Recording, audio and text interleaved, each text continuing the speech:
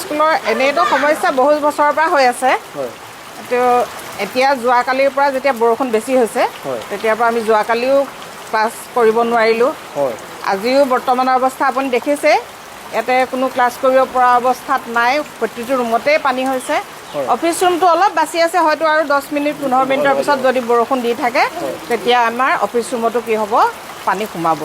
গতিকে আপোনালোকৰ চেনেলৰ জৰিয়তে মই ক'ব বিচাৰোঁ যে আমাৰ মাননীয় যি স্থানীয় বিধায়ক তেখেতক লগতে মাননীয় মুখ্যমন্ত্ৰী মহোদয়কো ক'ব বিচাৰিছোঁ যে বিদ্যালয়খনৰ এই যি সমস্যা আজি বহুত বছৰৰ পৰা হৈ আছে, আজি অকল নতুনকৈ হোৱা নহয়, সমস্যাখিনি দূৰ হ'বৰ বাবে তেখেতলোকৰ ফালৰ পৰা যি সাহাৰ্য লাগে, বিশেষকৈ আমাক বিল্ডিং গ্ৰাণ্ট এটা লাগে, যাতে ঘৰটোৰ ভেটিটো, কাৰণ বহুত পুৰণা বিল্ডিং, গতিকে ইয়াত মাটি উঠিছে বা ৰাস্তাটো ওখ হৈছে, নলাৰ সমস্যা আছে, গোটেইখিনি হোৱাৰ কাৰণে বিল্ডিংটো বহুত তললৈ বহি যোৱা নিচিনা লাগিছে। আৰু সেইকাৰণে প্ৰতি বছৰে দুজাকমান ডাঙৰ বৰষুণ হ'লে আমাৰ কি হয়, পানীটো ক্লাছৰুমত সোমাই যায়।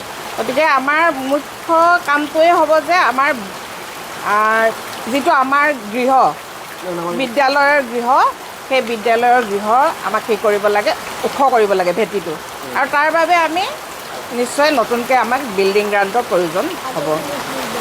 আপোনালোকৰ স্কুলত পানী কেতিয়াবা হৈছে এতিয়া যোৱাকালিৰ পৰা আৰম্ভ হৈছে, সৰু সৰু বৰষুণ হওঁতে ফিল্ডত হৈছিলে, কিন্তু তেনেকুৱা আমাৰ ক্লাছ মানে কৰিব নোৱাৰা অৱস্থা হোৱা নাছিল। যথেষ্টখিনি অসুবিধা হৈছে। এতিয়া যথেষ্ট অসুবিধা। আমাৰ যিটো মেইন আমাৰ অফিচ ৰুম, এইটো আমি LP আমাৰ দুখন একেখন স্কুলে দুটা ভাগ হৈ আছে, গতিকে আমাৰ যিটো মেইন অফিচ ৰুম তাততো পূৰা পানী এগাঁঠিৰ ওপৰত, অকল এইখিনিয়ে বাকী আছে। আপুনি এতিয়া দেখিবই যে অকণমান পিছত হয়তো বৰষুণ দি থাকিলে ইয়াতো পানী উঠিব।